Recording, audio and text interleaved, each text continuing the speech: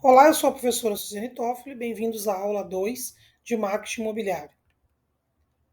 Para quem assistiu à aula 1, nós fizemos uma pequena introdução ao que era o marketing e hoje nós vamos ver sobre o profissional de marketing. Então, o profissional de marketing deve estar sempre pensando em uma forma eficaz de atuar no mercado. Teoricamente, pareceria uma tarefa fácil, mas na realidade tem muitas dificuldades. Definição de mercado.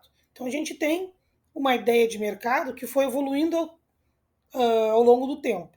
Definição original: mercado é um espaço físico onde compradores e vendedores trocam bens e serviços. Uma definição econômica, onde mercado é o grupo de vendedores e compradores que realizam transações com bens, serviços, mão de obra, dinheiro, ações, entre outros. E uma definição de marketing, em que o mercado é um grupo de compradores reais ou potenciais de um produto ou serviço. Então veja que mercado e marketing são coisas diferentes.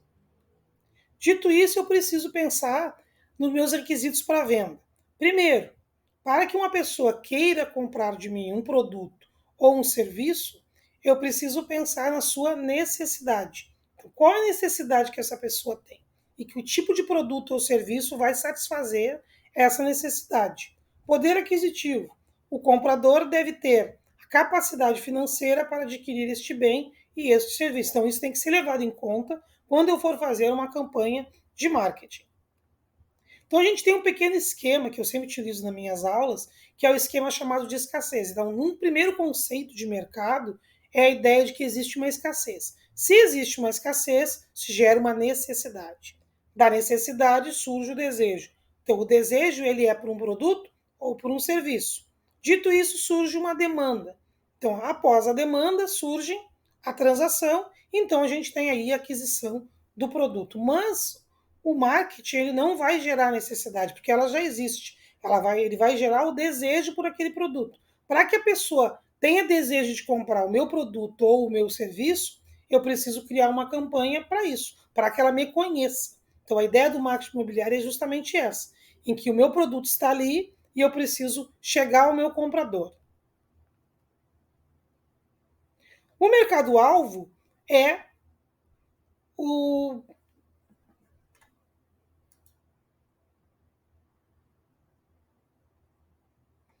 Para isso, eu tenho que definir o meu mercado-alvo.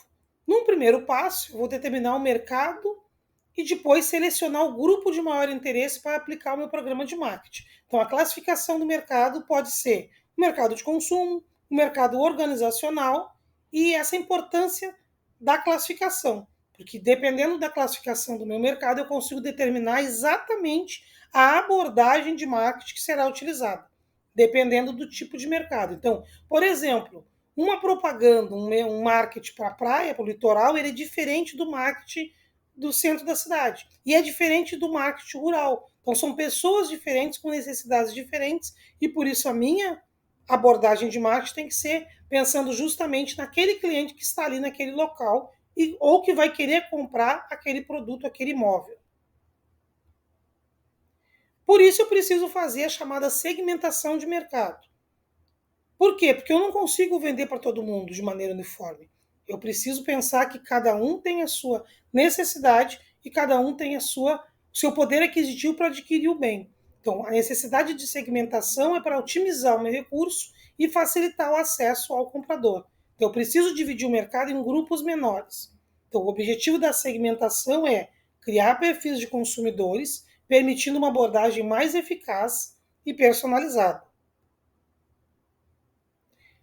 Etapas da segmentação de mercado. Primeiro, divisão do mercado. Depois, identificação do mercado. Posicionamento do mercado. Então, qual é o meu posicionamento como empresa dentro daquele mercado, dentro daquela região.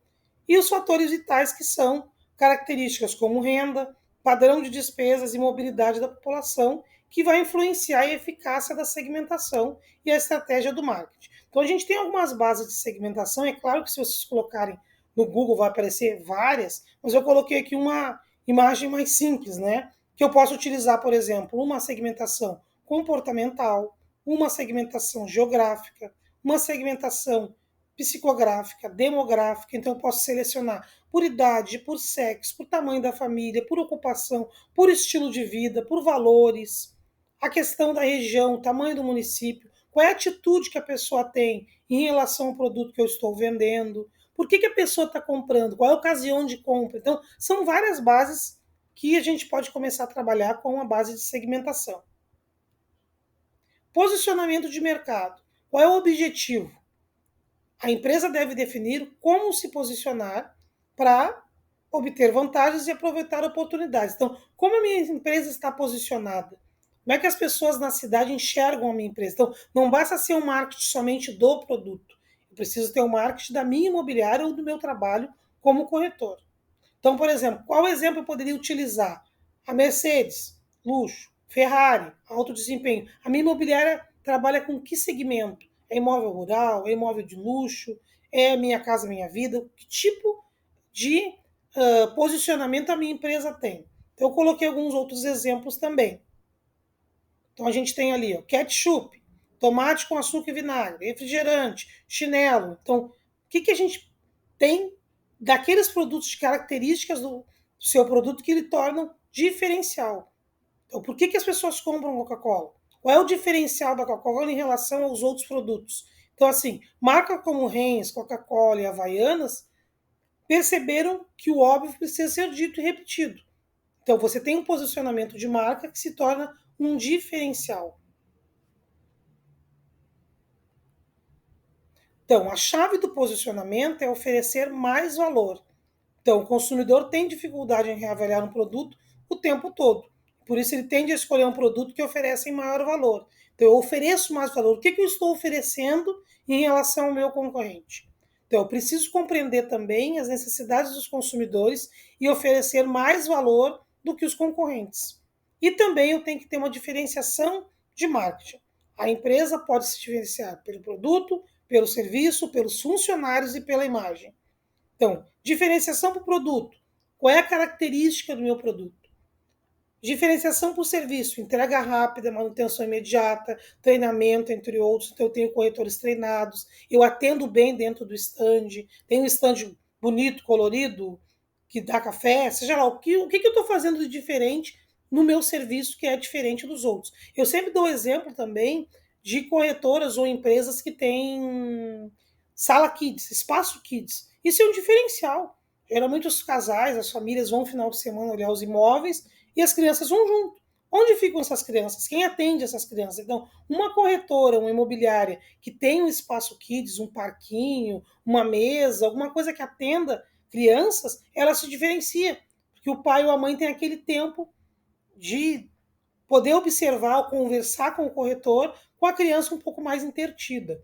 Ou diferenciação pela imagem, criar uma imagem única, distinta, um logotipo interessante, uma palavra, uma frase de efeito, né? Então, assim, a ideia é reforçar a posição da marca. Então, se eu tenho uma imobiliária, ela pode se tornar uma referência dentro do mercado utilizando essas ferramentas.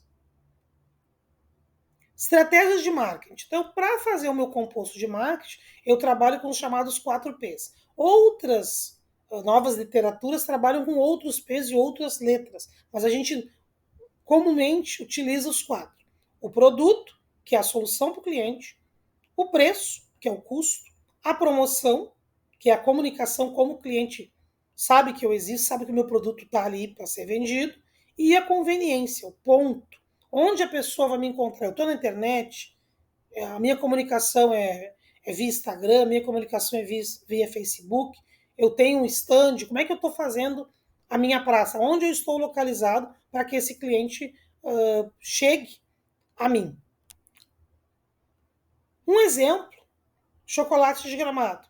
Então, como é que funcionava antes o chocolate de Gramado? Talvez quem esteja assistindo aqui nem seja desse estado, mas a ideia é que a gente tem aqui no Rio Grande do Sul um chocolate conhecido, que é o chocolate de Gramado, nacionalmente conhecido. Então, ele já está dentro do mercado, as pessoas conhecem o produto, então o primeiro P já está contemplado.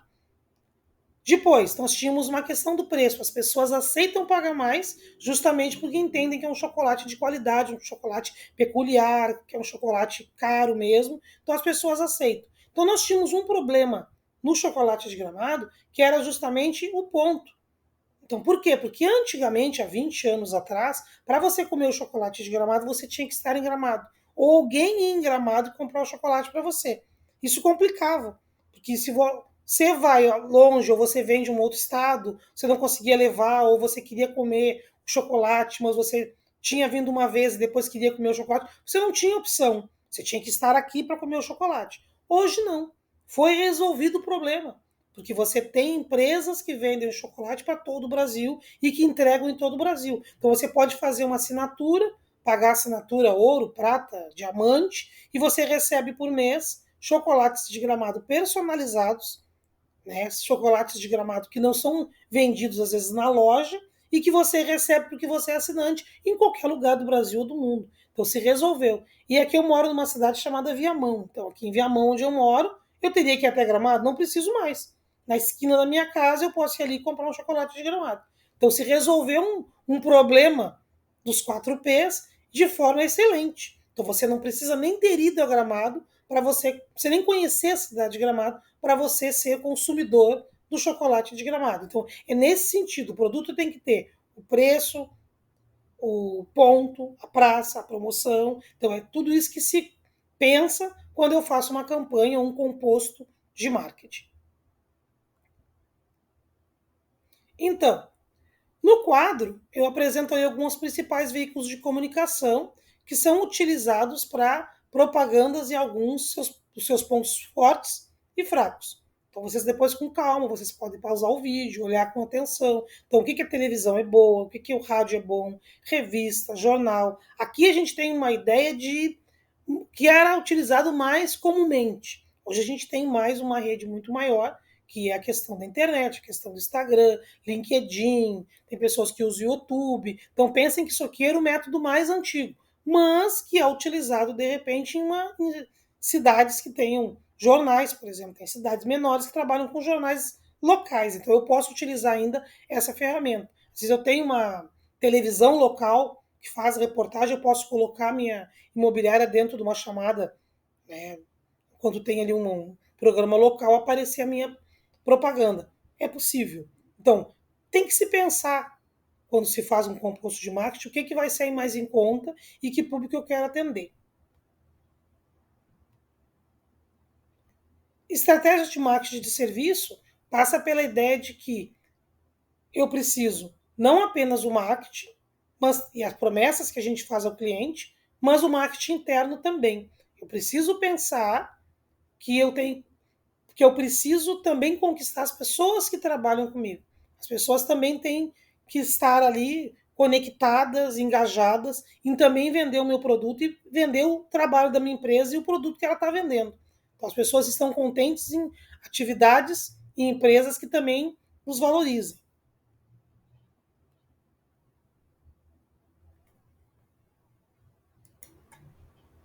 Dentro das estratégias de marketing, nós temos que pensar em produto, mercado e segmentação. Então, dentro da figura ali, a gente tem exatamente como estratégias de marketing, produto, mercado e segmentação. Analisando o quadro, eu preciso fazer exatamente a necessidade do meu cliente. Dito isso, eu vou analisar o mercado, vou segmentar o mercado, posicionar o meu produto e analisar o resultado. Então, por isso eu tenho que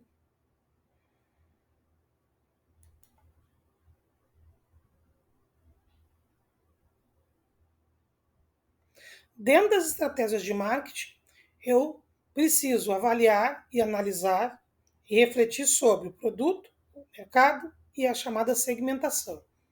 Então, analisar o mercado, segmentar o mercado, posicionar o meu produto e depois avaliar o resultado desse meu composto de marketing. Pensando sempre nas estratégias que podem ser divididas em estratégia de conceituação do produto, estratégia de produto e mercado, estratégia de segmentação. As abordagens de marketing. Considera sempre a atividade imobiliária como bem industrial ou como bem de serviço. Então, eu posso pensar na fabricação, na produção, no imóvel, no bem industrial, na venda do imóvel, intermediação, bem de serviço. Então, de que forma eu vou abordar o produto para aquele meu cliente? Quais são os agentes? Então, geralmente aparece nas perguntas da prova quais são os agentes do mercado imobiliário. Então, a gente tem aí os clientes, os agentes financeiros, profissionais de imóveis, incorporadores, construtores, intermediadores, corretores de imóveis, administradores e os próprios proprietários de imóveis. Variáveis. O que são as variáveis? Nós temos dois tipos de variáveis: as variáveis controláveis e as variáveis incontroláveis. Então, as variáveis são as influências que a atividade da pessoa jurídica ou física exerce e sofre. Então, isso pode causar alteração na minha venda. Então, o que é uma variável controlável? Aquilo que é controlado por mim e pela empresa. O que é uma variável incontrolável? É aquilo que você, nem mesmo a empresa, nem tem como você definir. Seria questão cultural, socioeconômica, climática, social. Então, você não tem como você definir. Então, o exemplo que eu coloquei ali na charge, né? A pessoa tem um cãozinho, né? Então, a ideia é de que a pessoa pode gostar de cachorro ou não. Então, acontece muito de você tentar vender um imóvel do lado de um cemitério. Eu sempre dou esse exemplo, né? Você vai vender um imóvel do lado de um cemitério. As pessoas vão vir visitar o imóvel, vão olhar a janela. Então, uma pessoa olha a janela e vai dizer: não tem importância ter o cemitério aqui do lado, não tem problema para mim, eu fecho a janela, trabalho o dia inteiro, não faz diferença para mim o que tem do lado.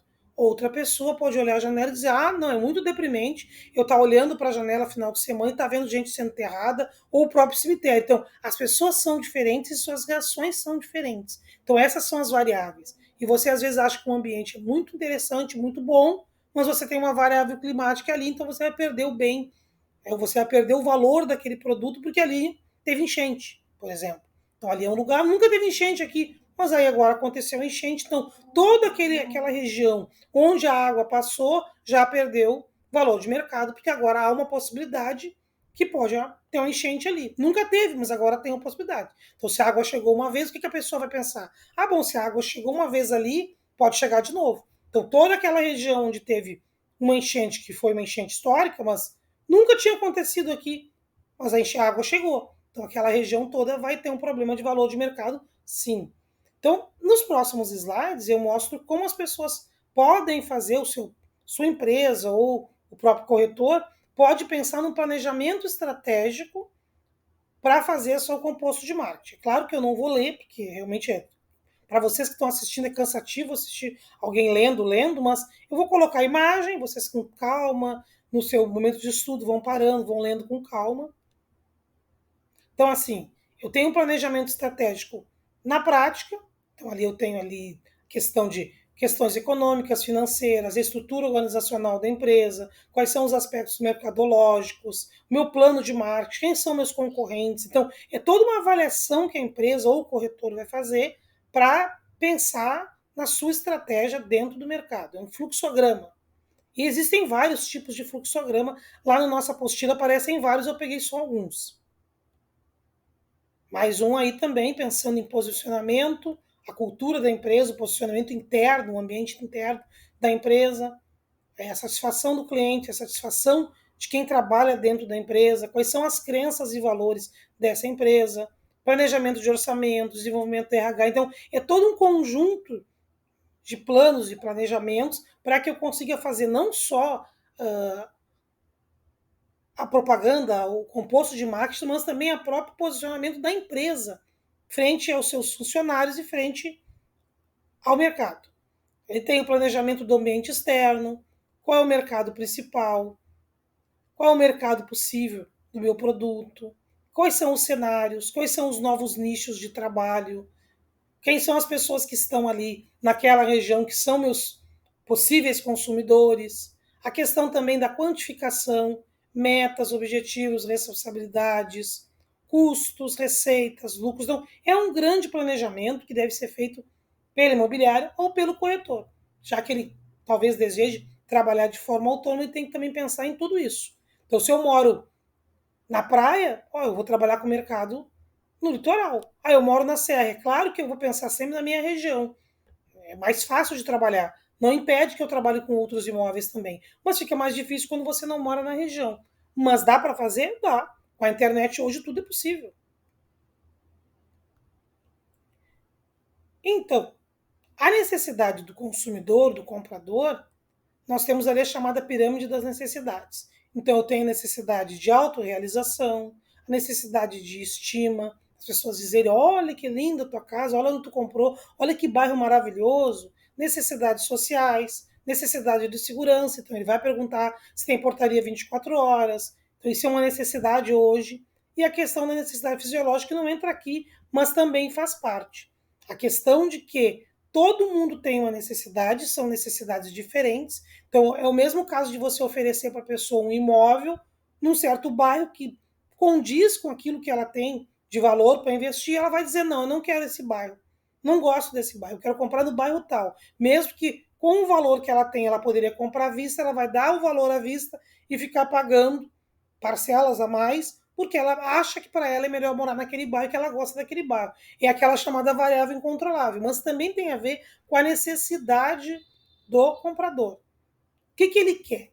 Ah, ele tem um cachorro, ele já vai querer uma praça perto. Ele tem uma criança, ele vai querer uma creche perto, uma escola perto, um supermercado perto. Então, as pessoas têm necessidades diferentes. Tem gente que não se importa em pegar o carro e fazer compras no supermercado, viajar 5 quilômetros para comprar alguma coisa no supermercado. Alguém mais acomodado quer um supermercado mais perto, que ele possa ir a pé, ou que ele possa, né, ir a pouca distância fazer a compra do seu alimento. Então as pessoas são diferentes. Ah, eu quero comprar na volta do serviço, pode ser em qualquer lugar. Ou eu compro lá perto de onde eu trabalho. Então, cada um tem a sua necessidade e ela deve ser respeitada. Depois, com a grande quantidade de imóveis à venda, o cliente tem o poder de escolher exatamente o que ele deseja. E a empresa tem que estar disposta a ceder a pequenas personalizações. Isso sim. Por isso que algumas empresas deixam algumas coisas para os clientes escolherem. O imóvel que está na planta, está cru, e ele vai dizendo, ó, quer a parede aqui, quer fazer quarto, quer fazer estúdio, quer mais um banheiro. Então, algumas empresas conseguem fazer essas alterações. Então, é preciso ter consciência também que a busca pela vantagem competitiva, ela tem que ser sustentável. À medida que positivamente você consegue se posicionar no mercado e oferecer essas alterações. Às vezes não é possível. Então, é aquilo que dá para fazer com aquilo que você tem. Se você consegue fazer. O fluxo de informação faz com que o cliente tome a decisão. Então, qual é o processo de compra do consumidor? São 5 etapas. Reconhecimento da necessidade, lembra do primeiro modelo que eu mostrei lá. Ele vai buscar essa informação, ele vai avaliar as alternativas e aqui ele vai avaliar se ele vai comprar com você ou não, ou com a outra empresa, vai decidir comprar e ele vai fazer uma avaliação pós-compra. Então, essa avaliação pós-compra é importante para que ele seja o seu cliente, ainda seja o seu cliente, ou que ele possa lhe indicar depois. Dito isso, por que eu preciso de um novo olhar sobre o mercado imobiliário? Então, lembrando que o mercado mudou, o cliente mudou, a percepção do valor do imóvel mudou, as pessoas querem imóveis diferentes, de acordo com as suas necessidades, e o poder aquisitivo dos clientes mudou. E aí a pergunta que fica: a minha empresa mudou? O meu trabalho de corretor vai ser diferente? Em que sentido? Em que momento eu vou mudar o meu trabalho? Na propaganda, então, muitas vezes a gente não tem alguns públicos abordados. Porque as pessoas ficam com receio, eu estou numa região que as pessoas são mais tradicionais. Então, assim, pensando que a minha propaganda ela não pode negligenciar alguns públicos.